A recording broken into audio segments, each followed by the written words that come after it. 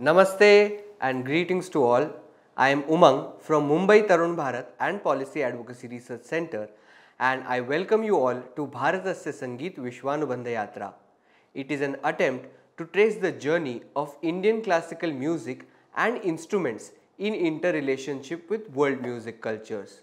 To talk about this in this yatra, today we have with us Mr. Jack Jennings. Mr. Jack Jennings is an exceptional instrumentalist that stands at the forefront of the groundbreaking musical movement, seamlessly blending the rich traditions of Indian classical music with the versatility of guitar. As a devoted disciple of the renowned sitar virtuosos Rupa Panesar and Shakir Parvez Khan, Jack has not only honed his skills as a guitarist but has delved deep into the intricacies of Indian classical music. So welcome Jack, Namaste.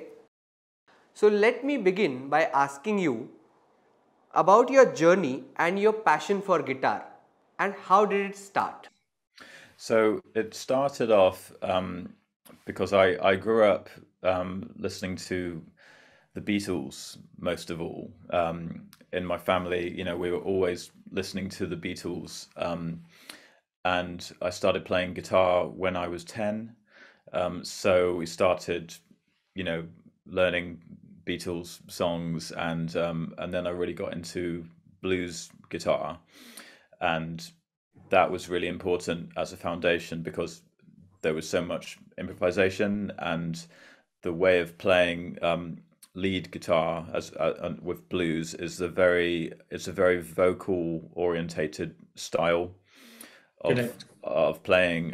So in a sense that there's often a really nice kind of meeting between people from a blues background and Indian classical, because some Indian classical rags actually have a similar kind of scale and phrasing structure to some of the blues kind of phrases. So it's almost to me like blues has actually been encapsulated by rags like rag jog and parts of rag malkons. So that was really interesting to me, coming from that sort of background.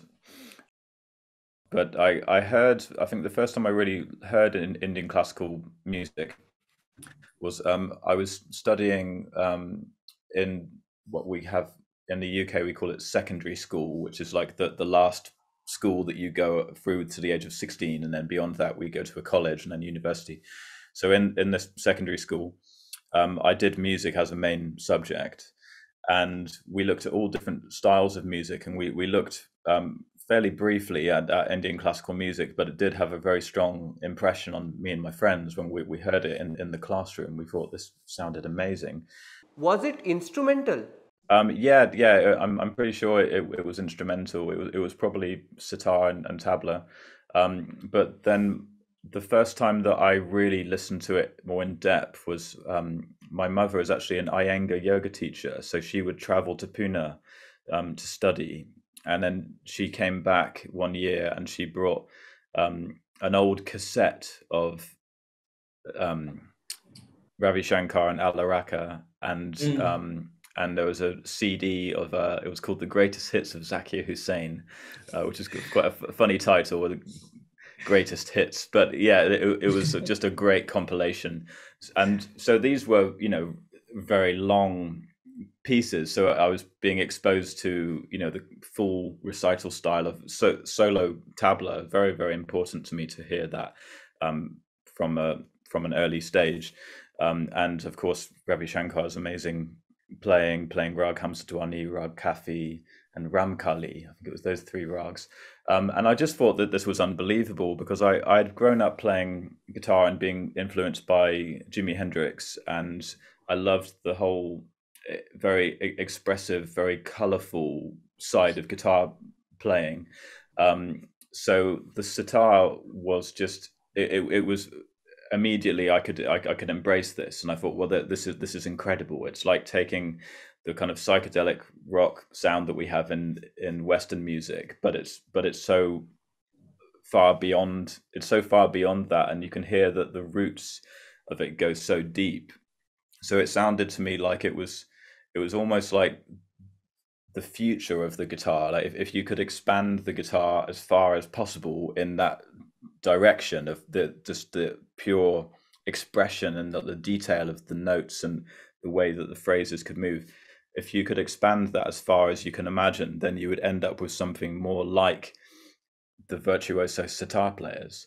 But at the same time, it was clear that it had this kind of ancient root, so it sounded like the future and the past at the same time. So that completely changed everything for me, because I was playing in rock bands and very experimental, kind of complex, very long compositions of the kind of progressive rock and jazz and very complicated kind of music. This was when I was about 18, 19.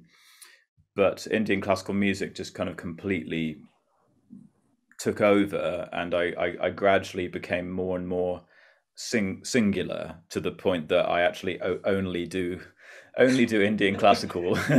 So it gradually kind of had to go through a process of actually kind of letting go of all the other styles that I loved. I still listen to lots of different styles of music. I listen to a lot of jazz and a lot of Western classical music, and music of the Iberian Peninsula, like flamenco and fado is Portuguese style of music. Right. So I listen to so much different music, but I've become more, I've accepted my path as an Indian classical musician. So I play sort of 99.9. May I ask you about your gurus, and whom did you find as your mentors, and how did you learn? Yeah. So for the first sort of 10 years, from the age, because I really started sitar and to study Indian classical music when I was 19. So for the first 10 years, for all my 20s, there were a few different figures that were, my first sitar teacher was called Donna Sanfei. He sadly passed away in early 2019. But he was a very very kind of serious, traditional minded sitar player who studied with Amarnath Mishra, who was professor of sitar in Varanasi. So he had a very, very traditional approach, and there was a very clear aesthetic that he was trying to teach. Very, very rooted. It was all about the alap. It was all about like the slow contours of the means, and very integral, very serious kind of sound. No, none of the flashy stuff. So that was my first teacher. But then I also worked with a Carnatic singer for a few years, a female vocalist, Padma Ramanam, who's also based in Bristol, and she was very, very traditional Carnatic. So we did very, the long compositions, and every phrase had to be exactly right, and I would par. She actually got me playing the guitar more, because I was obviously grown up, played the guitar, but then I was focusing on the sitar. And she said, no, if you want to do Carnatic with me, you should play guitar. That'll work better. So I had a lot of experience with that was very, very important as a guitar player, to sort of fully step into more of that, at the time, that more Carnatic role. I wouldn't consider myself really a Carnatic musician, because I haven't had the full rigorous study, and my heart always leads me more to Hindustani. Although I seem to get paired up with Carnatic musicians, that they seem to come into my life, and it's a great blessing. So I had other friends who I played with different musicians who I'd learned compositions from, and we'd play a lot together. But there were lots of gaps. I hadn't really found someone who was taking me through all the different stages that I needed to know, until I was able to meet Rupa Panesar, who's a sitar player of the UK.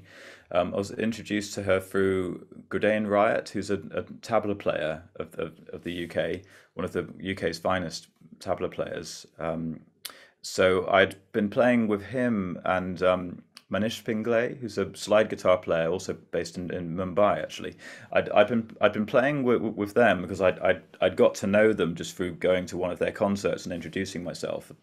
But at this time, I felt very out of my depth. I really needed a proper guru. I really needed someone who could really help me to come to this next stage of my career where I was really trying to hold my own with very, very well trained Indian classical musicians like Manish Pingle, Gurdain Riot. You know, you have to know what's going on.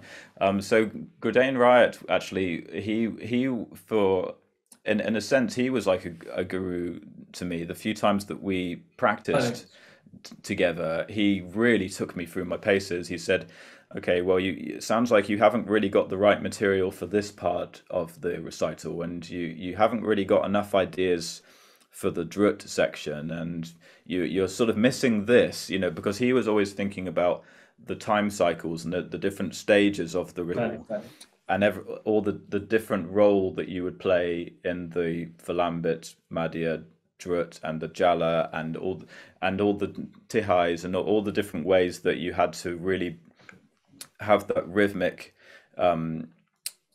strength. So he really told me, look, you really need to work on these things, and that was like a big shock to me because I thought that I knew kind of what I was doing, and I realized, wow, I really don't know what I'm doing. But he introduced me to Rupa Panesar, and that completely changed everything. She's absolutely incredible as a teacher, and she introduced me also to Shakir Khan, son of Shahid Pervez. And Shakir then also took me on as a disciple as well. And when he was in the UK, we met, and then we continued through online.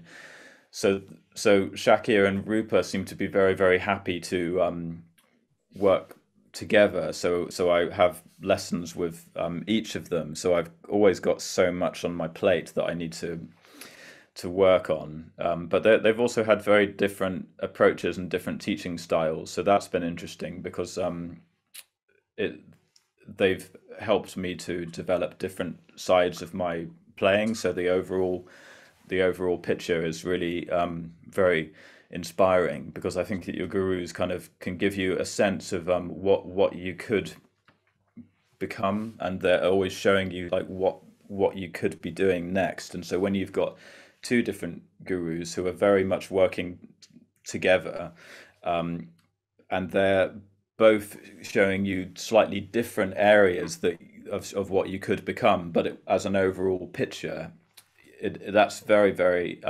challenging and very inspiring. How was your experience with the Indian music system? Yeah, because there's such a focus on maintaining the structure of the rag, and how you work within the time cycles.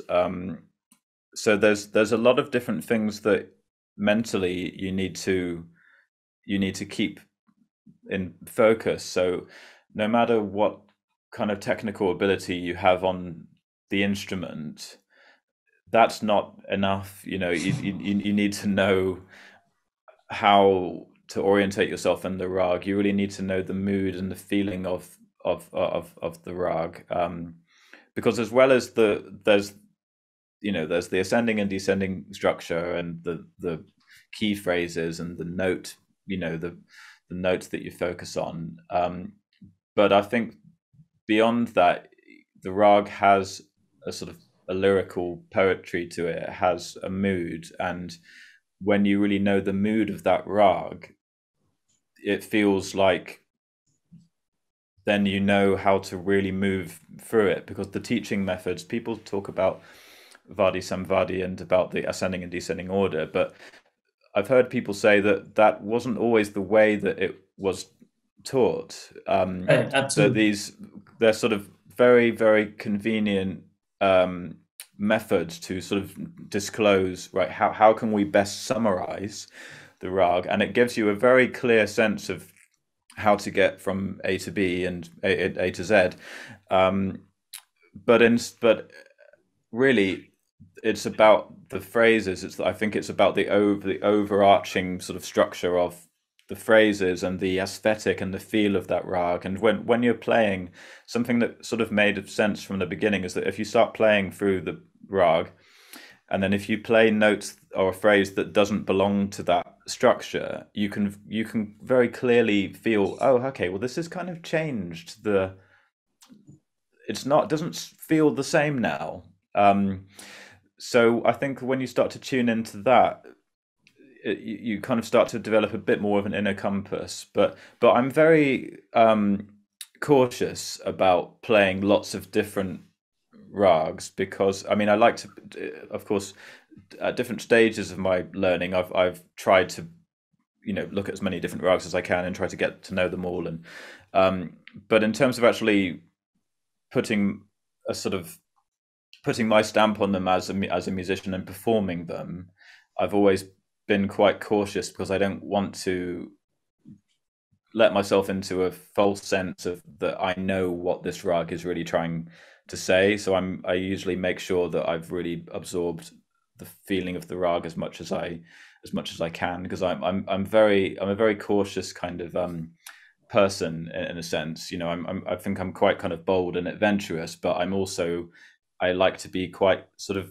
careful, because I want to make sure that I'm putting it forward as best as I can. And I'm sure that if the great musicians listen through my recitals, they'll be able to tell me all kinds of things that I'm doing wrong. But at least to the best of my ability, I'm presenting it as best as I can. But that's just so different from when you're playing different forms of Western music. When you're improvising, there's still the style. You have to play something that works in that style, but there isn't so much of a precise way of doing things. And I think that a lot of the different styles, they often look to individuality and the unique expression of that artist. Also, it kind of gives them, in a sense, free rein to do what they want. So for example, jazz musicians improvising, they can approach that and they can say, right, well, this is my aesthetic, this is my style. For example, like I'm Miles Davis. I'm giving you, this is the Miles Davis treatment. This is my personality projected through and that's all you need. That's all you need to know. I'm John Coltrane. I'm whoever, and this is my concept, right? I'm Ornette Coleman. I'm playing free jazz. This is my concept, and that's all you need to know. This is what I'm doing. Whereas with Indian classical music, that there's such a structure that you need to give respect to the rag. You need to have the humility to say, right, I am going to voice my creativity, but in service of like enabling this rag to come through. So you have to have that humility. But at the same time, then when the great musicians have a way of finding their uniqueness and their individual expression in complete connection with the spirit of the rag that they're playing. So that's something that I just feel is very, very prominent, and that's probably the biggest mistake that a non-Indian musician would do if they come into Indian classical music. It would take a long time, I think, just to get into that real sense of yes, you can express yourself, but you really need to go through these different stages to try to understand the full context. So that's I think the biggest difference in terms of really the mindset. You wanted to create a guitar specifically for Indian music. Why is that, and how did you work on it? So I'd had the idea for several years, and we're not quite there yet as well, actually. But I was working with a very talented luthier, guitar builder, and he was very, very creative in terms of, I would come up with these different things, like, wouldn't it be wonderful if it had Chikari strings? And I wanted to make an electric guitar, because quite a few people have made acoustic guitars for Indian classical music. I wanted to try and make an electric guitar. And I said, wouldn't it be great if we had Chikari strings, but they had different pickups? The pickups are the magnetic bars on the electric guitar that actually absorb the vibrations from the strings, and you send it down the wire and out of the amplifier. Out of the amplifier. So wouldn't it be amazing if we had different pickups for the Chikari strings and then sympathetic strings, but we also had different pickups for those, so you had really a lot of control over the different elements of the instrument. And I've got the body of the guitar here, but it took a long time. It took a long time to get the body made. Hang on a moment. It's I think I just have to move my chair a bit because it's sort of stuck behind this chair. Hang on. It'll be worth the wait. I'm sure. Okay, so here it is. It took a long time to get to this stage. I think it was at least a year or so of kind of planning, and then the luthier, he's called Tom McAllister, actually. He ended up, his whole family moved to south of Spain, just as we'd finished the kind of creative phase of designing. He moved to Spain, so he had to set up a completely new workshop. So then it took him a long time to get round to making it. And then I got it back here just last year in the middle of the pandemic, but I have another guitar builder in Bristol who is going to Bristol, UK, who is going to make the guitar neck, because the neck also has its own, specific design. And he's very, very busy, and I'm very busy, and we have to be able to get together in the same place and everything. So the whole pandemic has really kind of slowed everything down with that, but we will get there eventually. But as you can see, it's got all of these different controls, and it's got different pickups for, the main strings would go here, and these are the Chikari strings, and then we have sympathetic strings here with their own pickups. And then it has, most guitars just have one output, but this has three different outputs, because the idea is that then you can send the three different kind of elements of the instrument, the main strings, the Chikari strings, the sympathetic strings, you can send them to speakers, different channels, so you could treat them with different types of reverb or different equalization. But there's all kinds of really inventive things here, like the tuning pegs for the sympathetic strings are in the back of the guitar. So this has been hollowed out, so there's the depth there to fit these quite big tuning pegs in there. And then the tuning pegs down here are for the Chikari strings. All of the strings are through-bodied strings, so that means that they're resting in the same piece of wood, rather than often they're just connected to the metal bridge, but all of the strings are going through this beautiful walnut body. So the idea is that hopefully the resonance will transfer more across the different sets of strings to get more of that sympathetic resonance. So it's a big experiment, because we don't know how it would really sound and how effective all the sympathetic strings will be. But it was a pretty amazing journey, just coming up with it. So eventually we'll get to really hear that. But I also have an acoustic guitar that was made. Yeah, it should be interesting. Yeah, and there's also, I'll just tell you briefly, there's this acoustic guitar that's made by a wonderful luthier who's a great friend of mine. And this acoustic guitar, we're still having some tuning issues with it. There's still, when you make something that's never been made before, you just don't know quite what's going to happen. But this has sympathetic strings, but they go through the neck a bit like a sitar. So the neck is kind of hollowed out, and they go through the neck, and then they come out here underneath the nut, so then they're attached to their own tuning pegs that are in the middle of the guitar, So this one has the sympathetic tuning pegs are on the back here, and so you've got the main tuning pegs here, and then you've got 7 more here.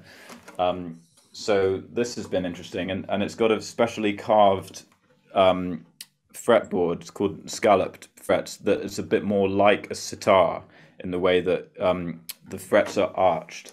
Sorry, that there's a kind of a dip in the fretboard. So that means that more like a sitar. So you can do sort of bending.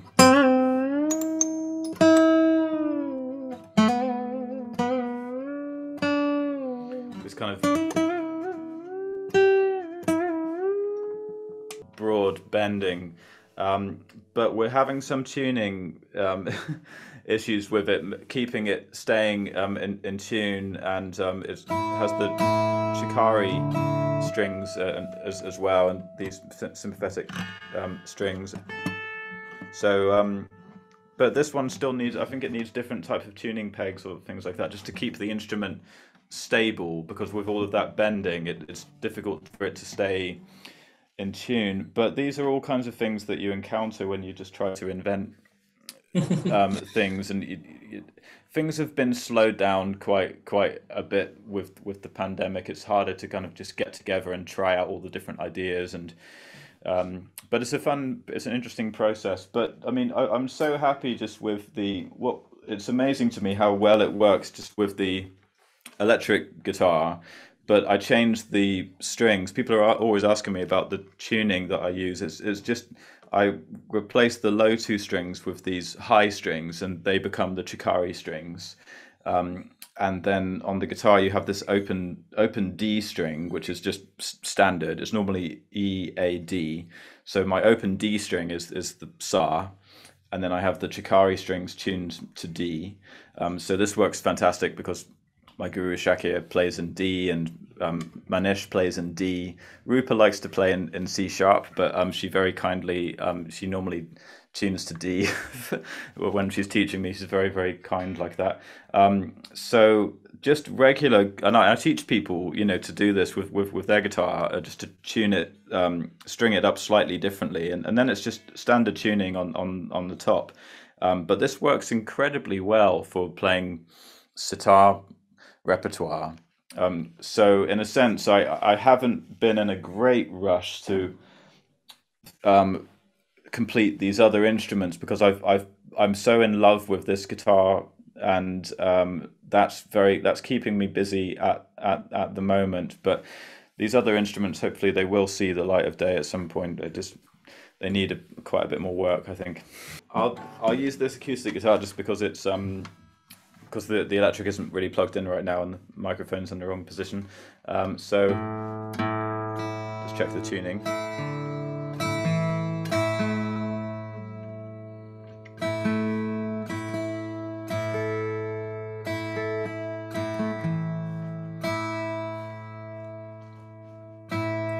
So because of the time difference, I think, shall I play something like a morning? Something then.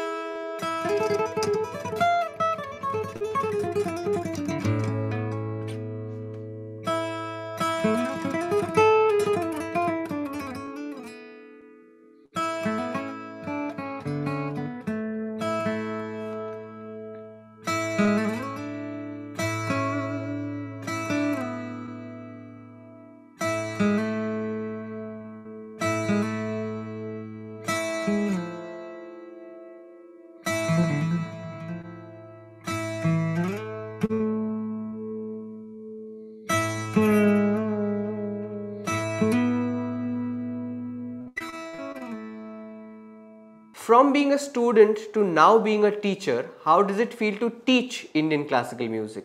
It's really fantastic because the only thing that I teach now is Indian classical music on the guitar. I used to teach all different styles of guitar playing, and it was very important, I think, to go through many years, over about sort of 13, 14 years of doing all different styles of guitar playing. But I'm very, very happy now to be just teaching Indian classical music, and it really helps me to keep refining what I'm doing and to put things into practice. And it's a really important process because my gurus have been very, very generous with all of the things that they've been teaching me, and there's still so much more to discover.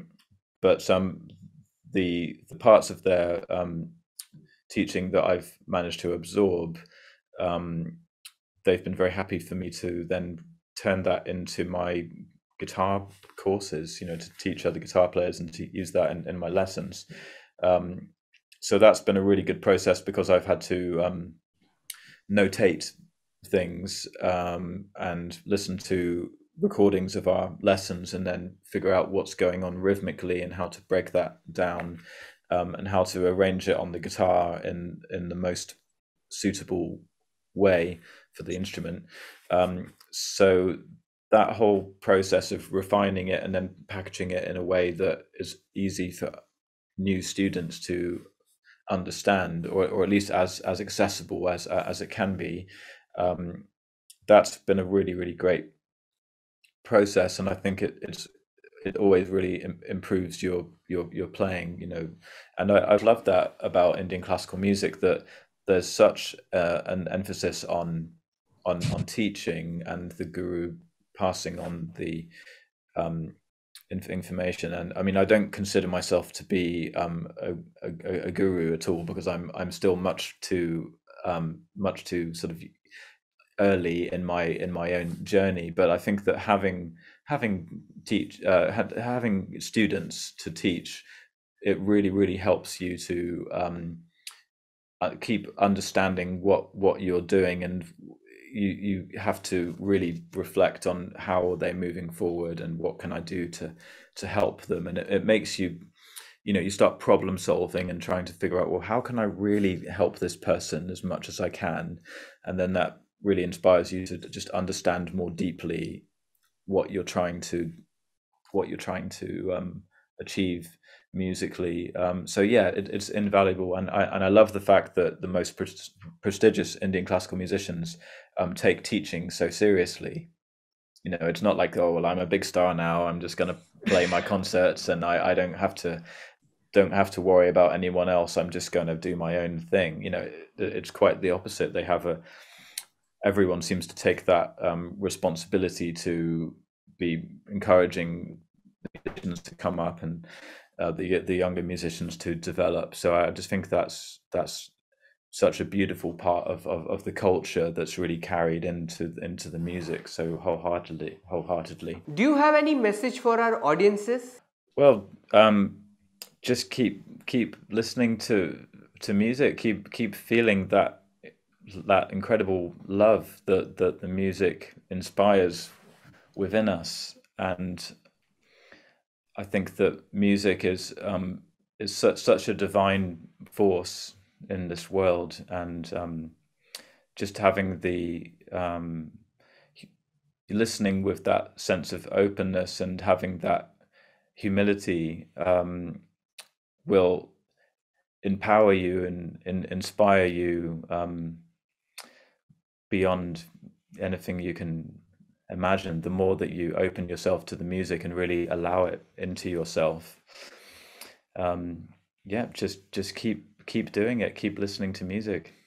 Thank you so much. This was Jack Jennings, and he shared insightful information about the world of guitar and Indian classical music.